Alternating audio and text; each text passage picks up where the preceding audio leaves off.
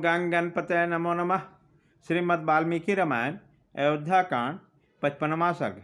भारद्वाज जी के श्री राम आदि के लिए स्वस्ति वाचन करके उन्हें चित्रकूट का मार्ग बताना, उन सबको अपनी ही बताए हुए बेड़े से जमुना जी को पार करना, सीता को जमुना और श्याम भट्ट से प्रार्थना करके तीनों को जमुना के किनारे से के मार्ग से एक कोस तक जाकर वन में घूमना फिरना, जमुना जी के समतल तट पर रात्रि का निवास करना, उस आश्रम में रात भर रहकर शत्रुओं का दमन करने वाले वो दोनों राजकुमार महर्षि को प्रणाम करके चित्रकूट पर्वत पर जाने को उद्यत हुए।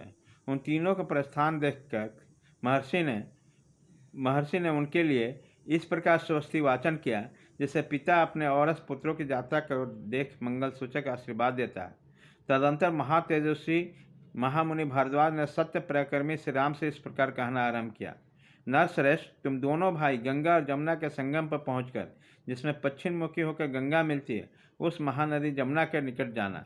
रघुनंदन, तदंतर गंगा जी के जल से वेग से अपने प्रवाह के प्रतिकूल दिशा में मुड़ी हुई जमुना के पास पहुंचकर लोगों के आने जाने के कारण उनके पद चिन्हों से चिन्हित हुई अवतरण प्रदेश पार उतरने के लिए उपयोगी घाट को देखकर अच्छी तरह देखभाल कर वहां जाना और वहां एक बेड़ा बनाकर उसी के द्वारा सूर्य कन्या जमुना के उस पार उतर जाना।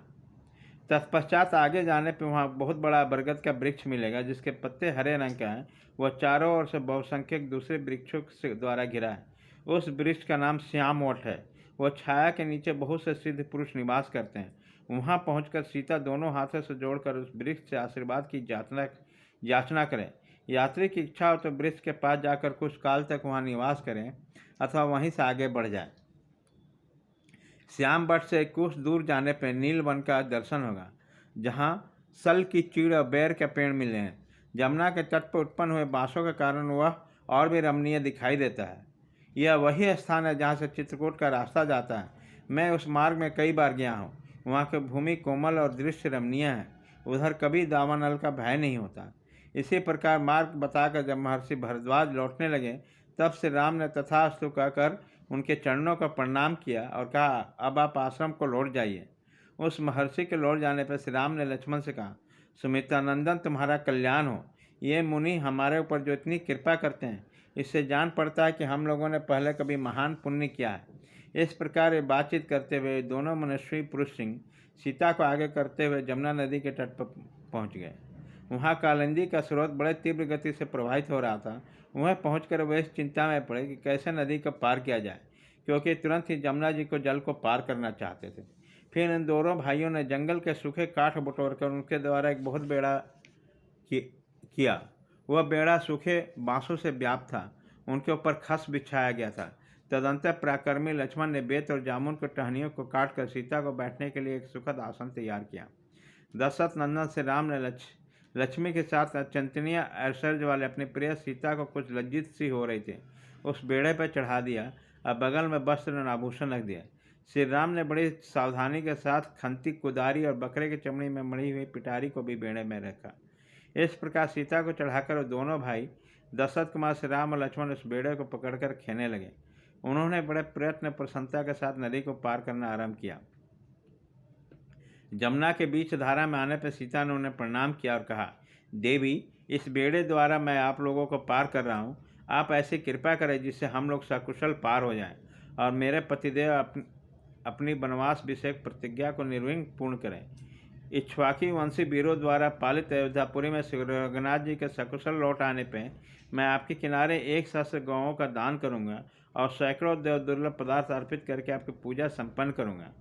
इस प्रकार सुंदरी सीता हाथ जोड़कर जमुना से प्रार्थना कर रही थी। इतने में ही दक्षिण तट पर जा पहुंची। इस तरह तीनों ने उस बेड़े द्वारा बहुसंख्यक तटवर्ती वृक्षों से सुशोभित और तरंग मालाओं से अलंकृत शीघ्रगामी सूर्य कन्या जमुना नदी को पार किया। पार उतरकर उन्होंने बेड़े को तो वहीं तट पर छोड़ दिया और जमुना तटवर्ती वन से प्रस्थान करके वह हरे भरे पत्तों से सुशोभित शीतल छाया वाले श्याम भट्ट के पास जा पहुँचे। भट्ट के समीप पहुंचकर विदेहनंदिनी सीता ने उसे मस्तक झुकाया और इस प्रकार कहा, महावृक्ष, आपको नमस्कार है।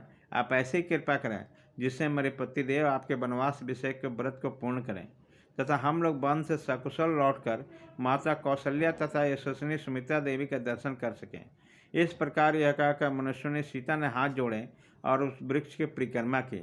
सदा अपनी आज्ञा के अधीन रहने वाली प्राण प्यारी सती साध्वी सीता को श्याम वट से आशीर्वाद की याचना करती देखकर श्री राम ने लक्ष्मण से कहा, भरत के छोटे भाई नरश्रेष्ठ लक्ष्मण, तुम सीता को साथ लेकर आगे आगे चलो।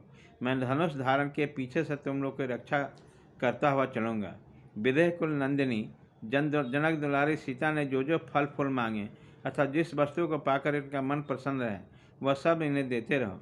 अबला सीता एक एक बड़ी वृक्ष, झाड़ी अथवा पहले को न देखी पुष्प शोभित लता को देखकर उनके विषय में श्री रामचंद्र जी से पूछती थी। तब लक्ष्मण सीता के कथनानुसार तुरंत भांति भांति के वृक्षों के मुनहुर से खाएं और फूलों के गुच्छे लाकर उन्हें देते रहें। इस प्रकार जनक किशोरी सीता विचित्र बालों का जल राशि से सुशोभित तथा हंस और सारसों के कल्याण से मुखरित जमुना नदी को देखकर बहुत प्रसन्न होती थी।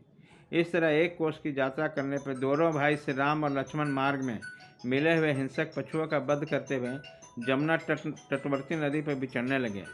उधर उदार दृष्टि वाले वो सीता, लक्ष्मण और श्री राम मोरों के झुंड की मीठी बोली से गूंजते और हाथियों से बानों से भरे हुए सुंदर वन में घूम फिरकर शीघ्र ही जमुना नदी के समतल तट पर आ गए और रात्रि में उन्होंने वहीं निवास किया। इस प्रकार श्री वाल्मीकि निर्मित आश्रमान आदि काम अयोध्या कांड में 55वां सर्ग पूरा हुआ।